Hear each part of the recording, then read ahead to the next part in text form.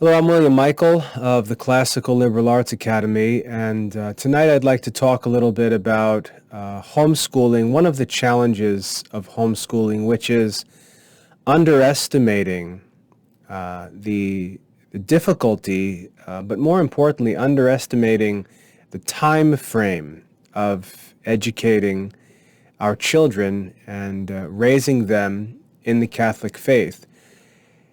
When parents get started with homeschooling, they often think about the simple, innocent, enjoyable years of elementary schooling, and they neglect the difficulty and challenges of the middle school years, which can be some of the darkest and most difficult. Also, the high school years, which can be very stressful for our children, and because of that stress and confusion, lead to many disagreements and troubles between parents and maturing children, and then even into young adulthood, which is really the most important time of our relationships with our children as they actually begin their own adult lives and get started in the world. The time frame is not, a few years of elementary school. The time frame is not even into their teenage years. The time frame is not through age 18 or high school graduation. It goes on much longer than that. And we have to understand the difficulty of this challenge and the duration or time frame of the work of Catholic parenting. I think many parents underestimate both the difficulty and the duration of the work of homeschooling. And it's a shame that many parents start well, but they quit too soon and fail to persevere to realize the goals they originally sought through homeschooling, where if they would have understood the time frame and had a more realistic expectation of the difficulty and duration of the work, they might have persevered and succeeded. And I'd like to help parents avoid making those mistakes. I always tell parents when I work with students in tutoring or give consultation to parents, I always tell them that one of the advantages of getting a tutor involved in your homeschool is that experienced teachers have a realistic sense, but because of their experience, not because they're smarter, but just because they have experience.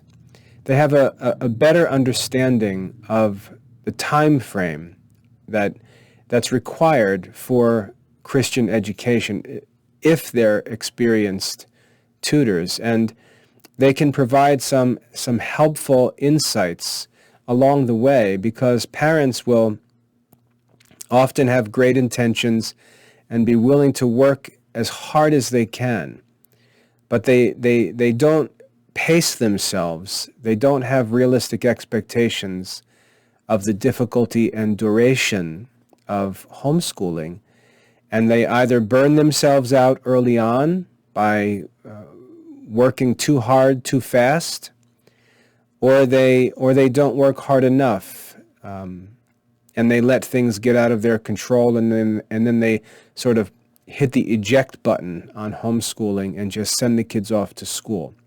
So experience in teaching helps us to have a more realistic sense of what the pace of education feels like, and allows us to persevere to the end. So let's just walk through, first of all, the normal timeline of homeschooling.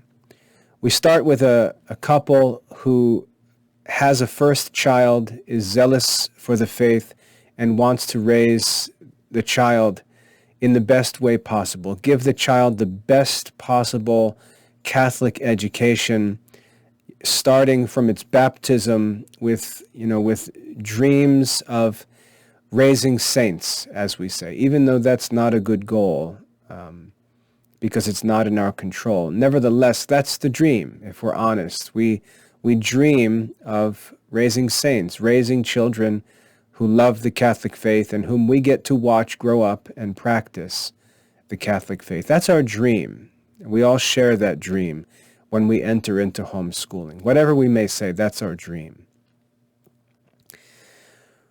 We take that first child and we get started, and then usually another child comes along, and another child comes along. And if you're crazy, like my wife and I, you end up with 10 children.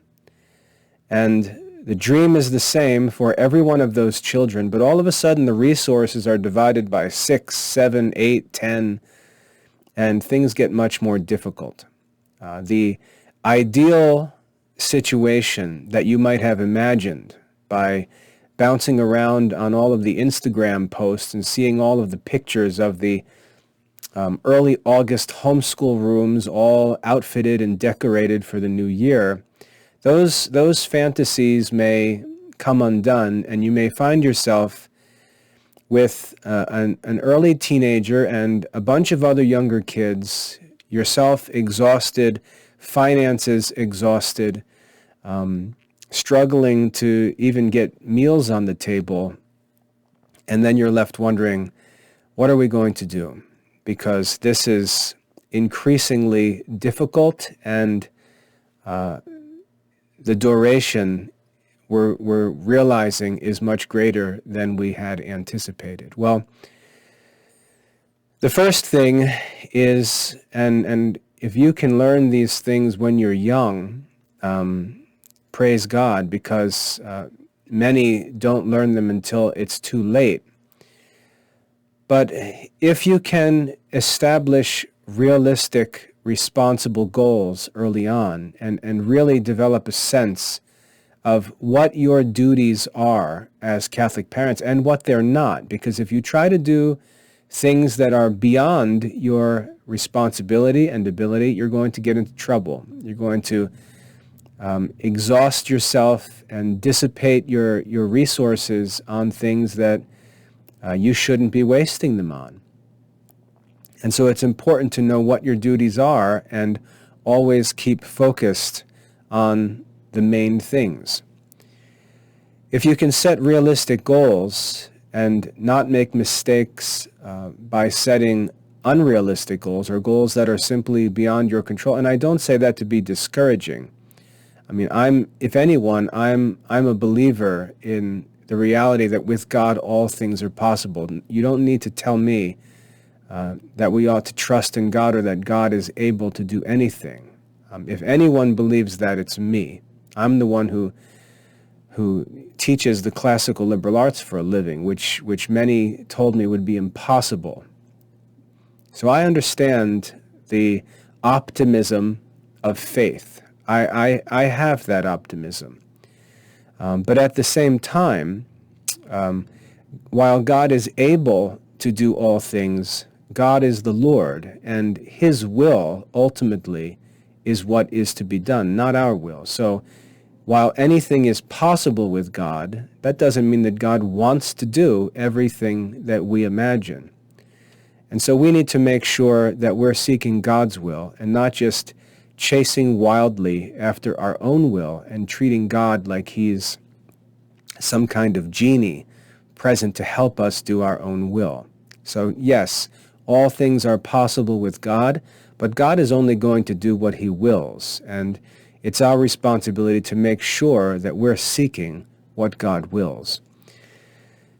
And that affects the goals that we make. We have to make sure that our goals are the goals that God Himself would want us to set and seek as our goals. So that's the challenge of making realistic and responsible goals in homeschooling. What should those goals be? Well, we can't give to our children supernatural graces. So whatever belongs to the work of God's grace, we have to leave that to God. There's a great scene in the movie A Man for All Seasons, which is a film depicting the life of St. Thomas More. If you haven't watched it, you need to watch it. It's a great film. Great play, actually, it was. But there's a scene where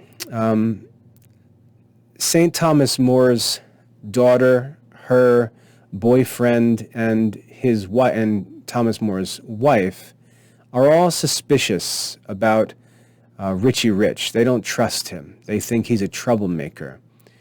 And they're all calling for St. Thomas to do something about it. And Thomas More is saying, you know, what am I going to do about it? He hasn't done anything illegal. You're just making suspicious accusations against him. There's nothing that can be done with suspicions. And so finally his wife gets fed up and she yells at him and says, "Arrest him." And St. Thomas More says, you know, arrest him for what? And, you know, he hasn't broken any law. And the young man Roper, St. Thomas More's daughter's boyfriend or fiancé, you might call him, says, arrest him for breaking God's law. And Thomas More sort of laughs at that and says, if he's broken God's law, then let God arrest him.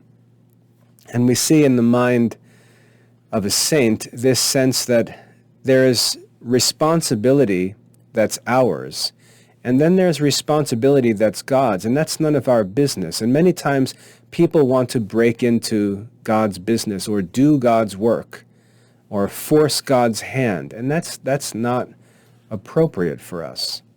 So we have to ask, what are the true goals of homeschooling? And make sure that we're not trampling into areas of life that are not in our control. And where parents often err in this is with regard to virtues or achievements that depend on grace, which we do not have the power to give to our children. So what we should be asking as parents, as far as our work is concerned, is what things are appropriate for us to pursue and seek to achieve in the education of our children, and what things belong to God that we can only pray for our children.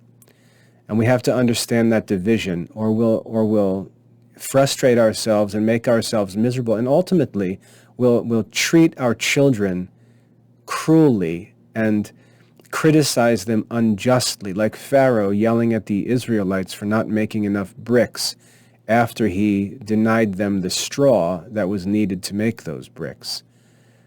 We'll be yelling at them to make bricks without straw, and that's simply not just. And it happens in many Christian families.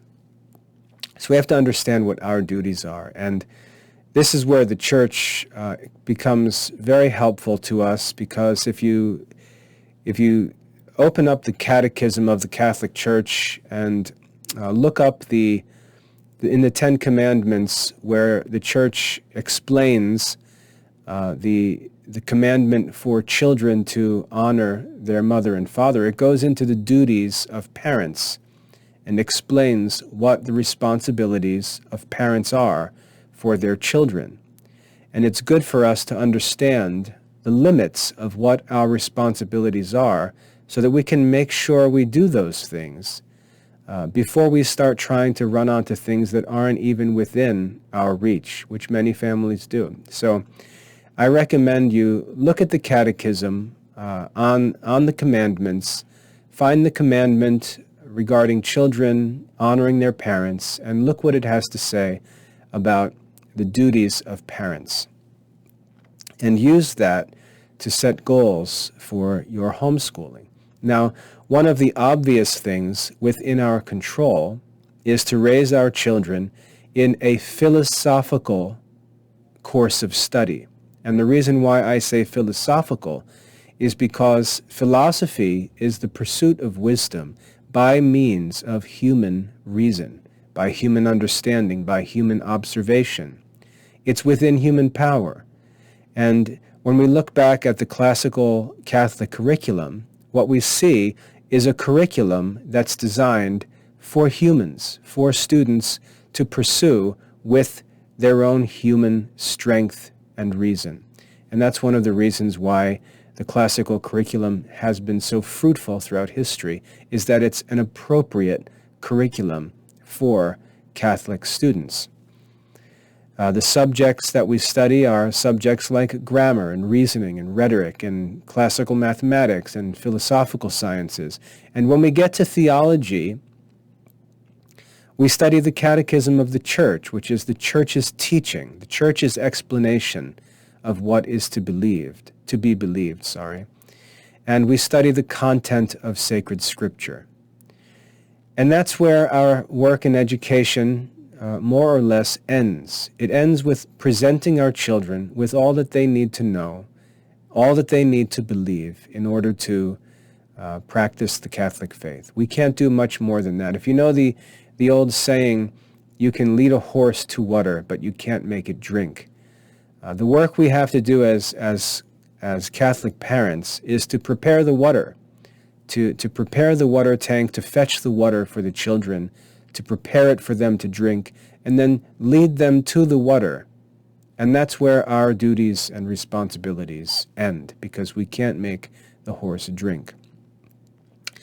Our responsibility is to provide the water and lead the horse to the water, and then pray that God gives our children the graces of faith, hope, and charity to make use of the things that we provide for them and bear the fruits that, with God's grace, they're capable of producing. So it's important for parents, when their children are young and they're getting started with homeschooling, to have the right goals that are responsible and realistic. That's challenge number one. If we get that right, we eliminate and avoid most of the problems that arise in homeschooling. If you want to talk about that matter of setting goals for homeschooling, I recommend you get in touch, because I'm happy to go into that in more detail, but that's not my purpose in tonight's talk. So as we consider the goals of homeschooling, we have to consider the difficulty and duration of the pursuit and fulfillment of those goals. And as I said, this isn't something that ends when our children learn to read or finish elementary school or middle school or enter into their teenage years or even get a high school diploma or go to college, whatever. Our homeschooling work doesn't end at any of those places, but continues and continues. And to give you a good, I think, general goal for the years before your children become adults. So let's say until they're 18 years old, I think the goal of our education of our children is to prepare them for the challenges that they're going to face as they enter adulthood, and to prepare, this is the important part, to prepare or preview the discussions that we're going to have when they enter into adulthood. So when our children become adults, they're given independence legally, and they're able to move out of our house, they're able to choose their own jobs, make their own decisions about relationships, make their own decisions about religion, and we need to prepare ourselves for the reality that many of those initial decisions are going to be bad decisions. They're going to make lots of mistakes. They're going to sin. They're going to fall into bad habits. They're going to make all kinds of mistakes, get into all kinds of trouble, have all kinds of problems, just as we did when we were young adults. And what we want to provide them with before those days come is a preview of the discussions that we're going to need to have, so that when those problems arise, we're already comfortable discussing those issues together, and our relationship is built so that it includes those issues that come up within our normal conversations and discussion and studies and so on. So I think as far as parenting is concerned, I'm not talking about academics, I'm not talking about career preparation and things like that. I'm talking about the work of parenting. As far as our parenting is concerned, our goal is to educate our children and develop relationships with our children so that when they enter into adulthood and we have hard discussions to enter into, we've already, primed the pump, as it were, or warmed up for those discussions that need to be had. Because when parents don't do that, when they try to ignore the inevitable issues that are going to have to be discussed, and I'm not just talking about things like sex ed and stuff like that. I'm talking just about decisions in life in general, wasting time, getting started in business, studying, relationship issues, religious considerations. Usually parents act as if they're never going to have to face those issues, and then when they arise, they're so awkward and uncomfortable that they don't have the ability to talk about them with their children, or they create this my way or the highway spirit in the house, and the kids choose the highway and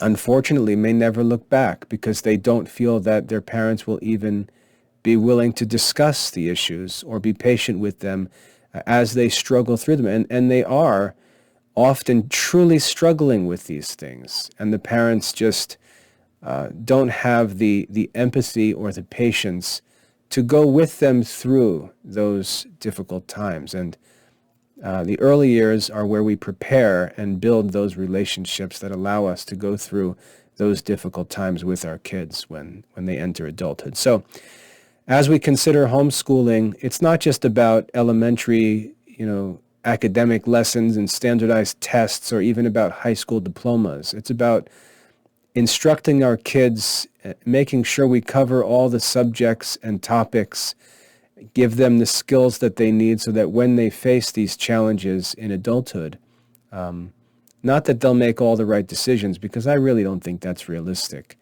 But when they do make mistakes, they know how to get help, they know how to fix mistakes, they know how to confess sins, they know how to make amends in their life, they know how to ask for help, they know to come home when they get into trouble and know that they're going to find help from their parents. Those kinds of things are taught and learned during the early years as they're growing up in the house. And again, if you go to the Catechism and read about the duties of parents and family life, these are the kinds of things it explains. So again, if we set our goals rightly, we can avoid a lot of the troubles.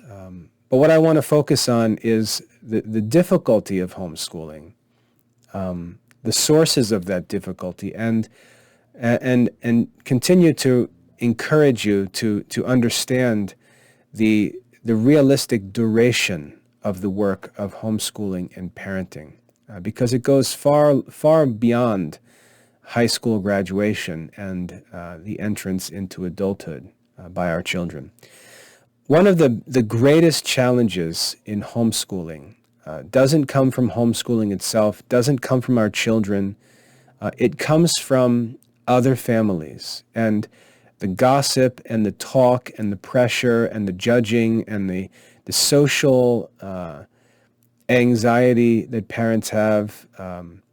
They're so worried about what others think about them. They're so worried about what others say about them. They're so concerned with their social status and so on that their children frustrate and embarrass them. And they no longer think about being parents to their own children. They're worried about themselves and what others might think or say about them. And this is where homeschooling really starts to unravel. When it comes to homeschooling, the only people that you should be worried about as a homeschooling parent are your children. Because if your children go through difficult times, they need you to side with them. You can't be moving away from them because you've got a son who's making bad decisions and you're embarrassed and you're worried about what the homeschool ladies think. So you just push that son off and take the other kids, that spirit in homeschooling is very common, and it has to be put to death in homeschooling parents. Our children are our responsibility, not the homeschool co-op, not the homeschool group, not the other homeschool ladies or men's club or whatever else there is. Parents are responsible for their children, nobody else.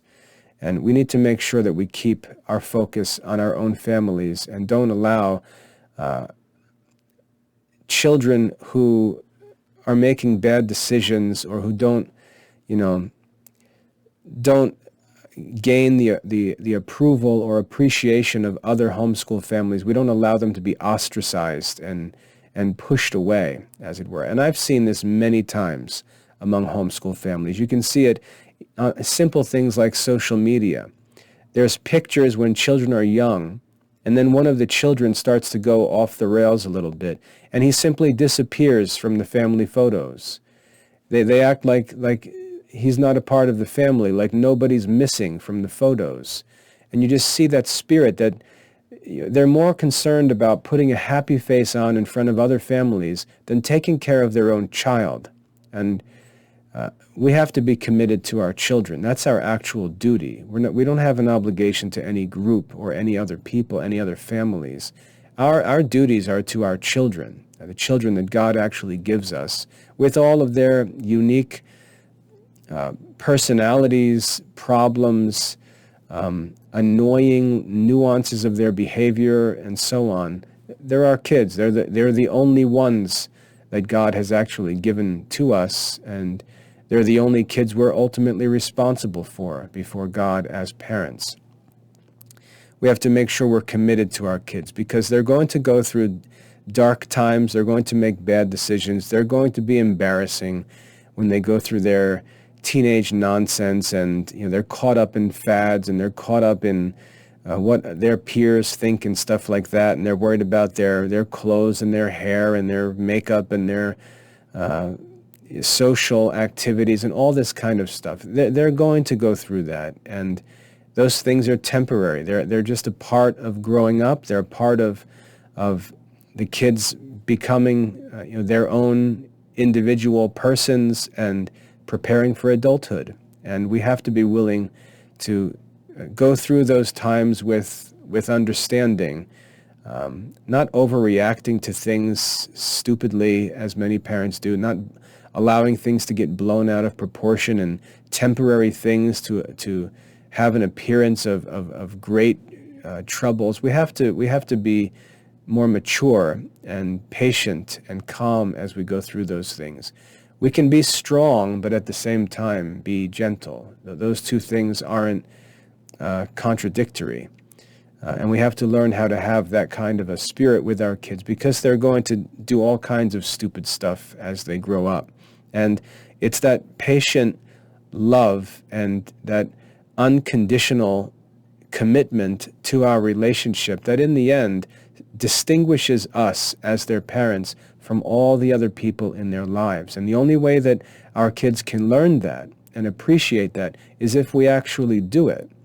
The only way that our children are going to say when they're 25 years old, you know what, Mom, Dad, you were always there with me. You were always patient with me. You always forgave me. You always helped me.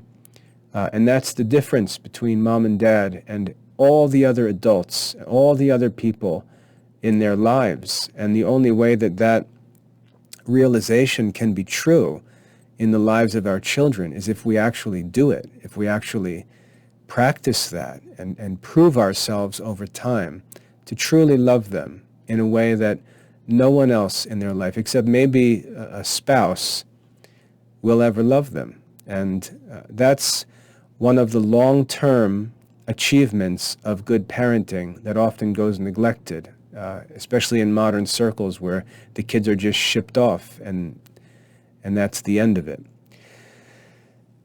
We have to develop that relationship through the years of homeschooling. We can't allow the homeschool groups and other kids to separate us. We can't allow academic goals or standardized tests or college admission or expectations or anything else to become a source of division in the family. We have to commit to our families first and then seek all of those other things within the context of healthy family life. That's a set of priorities that we need to make sure we commit to. So the difficulty of homeschooling largely comes, in my judgment, largely comes from pressure to worry about people outside the family rather than just taking care of business within our own families. In the Classical Liberal Arts Academy, one of the things that I always try to communicate to parents is that you can't allow artificial, modern deadlines or time frames or standards to affect your judgment of your children, because these things are completely artificial. They're intended for the context of modern grade level schools. So yes, if a child can't read Mark Twain by 8th grade, he's considered to be below grade level. But that's just in the context of an artificial school. That's not real. That's not any kind of real, natural progress in learning. That's just an artificial standard established by a man-made school that has to set the standards somewhere and decides to set them in certain places. These things aren't real. We can't allow these artificial things to upset us. And parents have to make sure that they study to understand education, the history of education, where these standards come from, what these standards are intended for, and what really matters. And they don't allow these things to take a place in their homeschool that is irrational. For example, when you choose to homeschool, you step out of and away from the artificial school system. Why do you continue talking about all of the things within the school system after you've decided to step out of it? It makes no sense. Homeschool families talk about accreditation. That has nothing to do with homeschooling. They talk about grade levels. They talk about Amanda is in 2nd grade and Thomas is in 7th grade. What are you talking about? These kids are homeschooled. There's no grade levels in a homeschool. There's no classes and grades in homeschools. You're using the language and the framework of an artificial school system that you've chosen to not participate in, which is your right as a parent, but you're allowing that school model and the framework of the school to continue to govern your children's activities even though they're at home. It makes no sense. It makes no sense, and creates all of these artificial pressures and sources of anxiety and confusion in a homeschool when it doesn't even belong in the homeschool. And the parents just don't know what they're doing. So you've really got to commit to learning what it means to educate your own children as a homeschool, as a legal school where the parents take responsibility for their children's education, and it has nothing to do with modern schools. You really have to study, to learn, to separate yourself from the school system and realize that you're free to educate your own children according to their own needs in your own family. And you don't have to submit them to any systems of grading or sorting or leveling or anything else as you provide them with the best possible education that they need as individuals. That's what homeschooling is for. It's for the parents to take personal responsibility for the best possible education for their own individual children and no one else. That's what homeschooling is for. It's not selfish, it's responsible. It's not selfish, it's responsible. Now, if you can separate yourself, then when you look at the curriculum programs that are available, you're going to see that most of them, all of them except one, is completely organized around the modern school system. And it's going to be a source of unnecessary distractions and stress in the homeschool. Worse than that, most of them are watered down to bare minimum requirements, and it's going to give you a false confidence, a false sense of achievement with your own children, because you'll be completing the minimum grade level standards at the local schools in your full-time homeschool and imagining like you're accomplishing something great. The grade schools are forced to take any child that walks in off the street. They've got kids coming from completely different backgrounds, some of them barely even speaking English, different socioeconomic backgrounds, on and on. Some have their parents involved, some don't even have parents. They set minimum standards for those children in schools. What in the world are you doing talking about that stuff at home? So one of the dangers in homeschooling is we allow these minimum standards to become the organizing principles of our own children's education, which makes absolutely no sense. The standards are so low, and parents get a false sense of achievement, like they're actually checking all the boxes, like they're actually fulfilling the responsibility and duties of parents because they're checking off the grade level minimum requirements, and that's just nuts. That has nothing to do with the education of your own children at home. And the reason why I say all programs except one do that is because it's true. And the Classical Liberal Arts Academy is the only program that you'll find that for homeschooling families does not organize itself around modern school grade levels. We don't care what the schools are doing. We're not interested in modern grade level schooling. We're homeschooling our own children. We're taking our individual children. We're taking our 15-year-old who's really sharp and good at school, our 12-year-old who's got problems and is very slow, the other children who all have their own strengths and weaknesses. We've got this diversity among our own children, and we're asking, how can we give each of them the best possible education? And the answer is, we need to put them on the classical Catholic curriculum, and we need to allow them to work through it at their own pace. That's reasonable for homeschooling.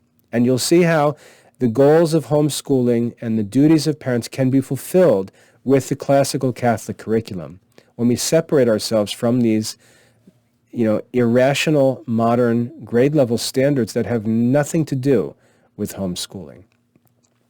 If we put our kids in a poorly chosen curriculum program, one option is they're tormented by artificial standards that we have no obligation to pay attention to.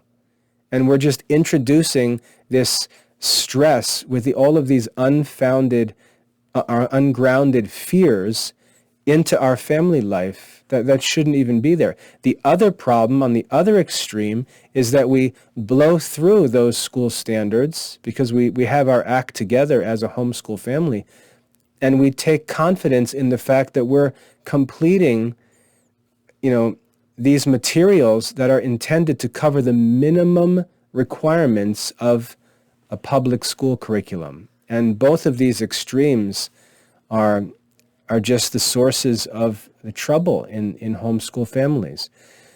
If we put our Catholic children in the only historically Catholic study program, and rather than try to change the curriculum for different kids based on their interests and abilities and strengths and weaknesses, we put every child on a necessary course of study for their Catholic life, and then allow them to work through it at their own pace and supplement it at appropriate times with specialized studies and pursuits that match their actual unique interests as they get older.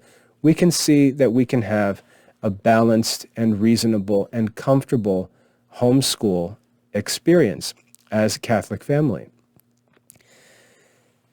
The curriculum is already laid out for us. There's no artificial time frame for it. Some kids move quickly. Some kids move slowly. It doesn't matter. The idea that you should have a diploma at 18 is artificial. We don't have to pay attention to that. It's great if they can, because they come to their legal adulthood at the same time that they finish their high school studies. That's great if those two things can happen close to the same time. That's great, but it's not necessary. It's not necessary. It's stupid to torment a kid because he's close to turning 18 and he hasn't completed his studies yet. It's unnecessary and ridiculous to torment that kid as if he's failing in life because he's not fulfilling these goals at some artificial deadline. That's what I mean when I say we torment ourselves with these artificial and unnecessary sources of stress.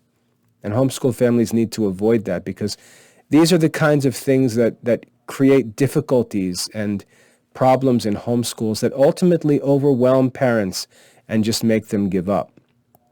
And we can't allow that to happen. We have to persevere in homeschooling, or worse things are going to happen. And worst of all, the thing that keeps me up at night, the thing that always brings me back into focus on the work of homeschooling and the necessity of it, is that I do not want to be 60 years old riddled with regrets for decisions that I made in my 40s and 30s that haunt me for the rest of my life. And we need to take that seriously. If we want to live with a clear conscience when we're 50 and 60 years old, we need to do the work when we're 30 and 40 so that we can have that clear conscience later on. Sure, God can forgive our sins. God will forgive all of our sins. That's never a question. But the effects of our sins are not wiped away, and we're going to have to watch them and live through them and suffer through them, whether or not we've sought forgiveness for them. And we need to work while we're young to avoid that pain while we're old. It's the only way to do it. It's the only way to avoid it, is to know that, just like in sports, at the end of a game, it's one thing to lose. And we can accept a loss if we know that we left every ounce of strength that we had in us on that field. But if we go away thinking of opportunities we had to do more when we chose to save ourselves, or we didn't give full exertion, when we have to think about what might have been had we done this or had we done that, those are the kind of thoughts that haunt us. And there's only one way to avoid those thoughts, and it's to leave everything on the field. And as far as parenting goes, it means to give every ounce of effort we can while we have the opportunity. And that opportunity is before us in the work of homeschooling. So the difficulties, we can see the sources of these difficulties. We have to learn to avoid them. We have to learn to navigate through them, like Scylla and Charybdis in Homer. We have to learn to navigate through these things and not allow them to cause us to shipwreck. We have to not allow thoughts about what other families think or other people think or what other people are doing to affect our responsibility to teach our own children. That's the first source of problems. Other people that we get wrapped up with that take us away from our actual children who need us and for whom we're responsible. And the other source of the problem is all of these modern artificial school issues that homeschool families allow to come down into their homeschools and create all kinds of distractions and anxieties that shouldn't even be present in the homeschool. So we have to know what the difficulties are, know what the sources of these difficulties are, prepare for them so that they don't have these effects in our homeschool life as a family. And then we have to overcome them by working through them through the years. Now, that's the difficulty part. That's a difficult fight, and we need to make sure we have support and counselors we can go to ask for help when things get difficult. And we have to learn how to reach out and outsource work when we need help, because There's some times where we just can't do what needs to be done. You can't give what you don't have. You have to ask for help. And if you're too prideful to do that, you're going to suffer the consequences for that pride. You have to know when to ask for help. But the second thing I want to talk about is the duration. And I've already talked about this a little bit, but this difficulty doesn't last for a few days or hours or months or years. This is a long fight that we have to fight. If you watch, and because I'm in business and I have to manage the business side of the work I do in education, I spend spare time that I can get listening to experts on topics like advertising and sales, because these things are necessary. It's just practical wisdom of how to manage the reality of financial transactions that are necessary for good works to be done. But I listen to a lot of these experts on marketing in our modern society, where it's driven by social media and handheld devices and all these new media that are now being used and need to be understood for the sake of business. And one of the things, there's one who I refer to quite a bit. His name is Gary Vaynerchuk. He talks about the fact that today, just because of how our culture and society operates, it's really impossible for kids to get their lives sorted out before they're in their mid to late 20s. It's really difficult. The market is really challenging and confusing.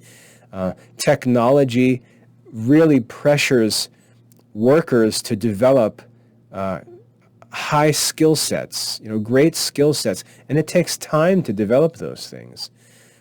It's very difficult. If we're talking about professional career type jobs and occupations, it's difficult to get into that level of work and generate the kind of income that's needed to provide for a family. It's difficult to get to that level of work when someone is 18 or 20 or 23 years old. More time is needed for the development of the skills and the knowledge that's necessary for successful work in the modern workplace, in the modern economy. And this guy, Gary Vaynerchuk, is always warning parents that they have to learn to be patient, because just because a kid is living at home when he's 26 or 28, maybe that was frowned upon 50 years ago. But the way the market has changed, the way business has changed, the fact that so much work can be done from home, that a kid doesn't have to go out of the house to, quote unquote, get a job in 2022, but can actually work from his bedroom, it creates a different visual in the house and in the family that we have to get used to. I know I've experienced this from my own parents, because when I was coming up through college, my parents never even went to college. My parents, 18 years old, my dad signed up for the electricians union and started as an apprentice, and my mother started working in an office as a secretary. This was in the late 1960s. That's what you did when you graduated from high school. You got to work, and society was designed for that. So in the 1990s, as I'm coming up through college, and again, I was the first person in my family to ever even go to college. When I start coming up through college and start working with computers and internet-based research and email and typing and all of these digital computer-based activities, my parents looked at it as if I was sitting around, quote unquote, playing on the computer. That's how they saw it. And their thoughts about work were dated. They were thinking about what 20-year-old working people looked like in 1970, as opposed to what they look like in 1995. And parents have to learn to think with the times in terms of what work looks like in modern society. And that work looks very different. We criticize our kids for using phones and computers and playing on, but we have to understand that being comfortable with these devices, with these modes of communication and collaboration, that is modern business. You can't separate them. And it's difficult for parents to embrace and accept it and understand that the family is going to look different, the house is going to look different, relationships are going to be different, the ages at which things happen are going to be different. And even the experts in the secular world are telling us that this is a reality. We're not to be embarrassed because a 26-year-old son is still at home. Because in order to gain that real financial independence in a competitive, highly skilled workplace, it's going to take more time. And the fact that you or I had a job when we were younger and were already independent, I got married at 23. I had a full-time career job when I was 25. That really doesn't matter because that was 25 years ago, and things are very different now. The duration of parenting is longer today than it was in the past, and we have to understand that and not feel like our kids are losers or they're failing to get on with their life because these things are taking longer. It's a different generation. It's a different economy. Things don't work the same way. Things are, at the same time, both easier and more difficult. They're more difficult because they're easier, because more people have access to customers directly through the internet. The challenge for marketing and sales is more difficult. It's both simpler and more challenging, easier and more difficult. And that's a unique set of conditions that as parents we have to learn how to deal with. And many parents go on with this ignorant talk about when I was a kid and back in the, that's such stupid talk, and it's really unjust to pressure our kids with talk about a generation that they're not living in. And we have to learn that the time frame for parenting in this generation is longer than it might have been in the past. And there's nothing wrong with that. It's that the world around us is changing, not necessarily that our family is failing to do something. So we have to be patient. We also have to take more seriously the fact that our adult children are dealing with temptations and distractions that many of us didn't have to deal with. I didn't have to deal with a smartphone when I was doing my studies as an undergraduate student. When I was studying the classics and preparing for my work in classical Catholic education, I was able to focus on my studies because I didn't have to worry about a smartphone. And if you say, well, then just don't have a smartphone, yeah, go ahead and do that and see what that gets you. That's just spiteful. That's not prudent. I didn't have to deal with that temptation, and the kids today do. And that distraction, sure, it causes them to lose time, causes them to make bad decisions, gets them into trouble, maybe even leads them into sins. Those are obstacles that we just have to continue working through as they get into adult life. I didn't have to deal with any of this homosexuality or transgender talk when I was 20 years old. I didn't have to deal with that stuff. The stuff that kids see today, the stuff that kids hear today, is going to distract them. It's going to cause them to stumble. It's going to lead them to lose years of their life running down dead-end, mistaken paths that they later have to repent of and come back from. And we have to understand that they face challenges that we didn't necessarily face.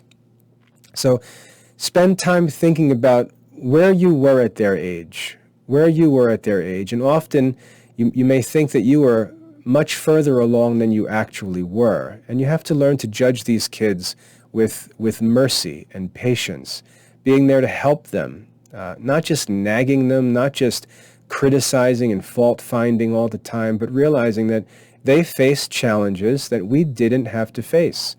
My own kids have been affected and distracted by smartphones and all kinds of political movements and talk and things that I wish that they never even had access to. But it's inescapable in this society, and it's not going to replace God. God is greater than all these things, and they're going to learn that eventually. But it's going to take more time.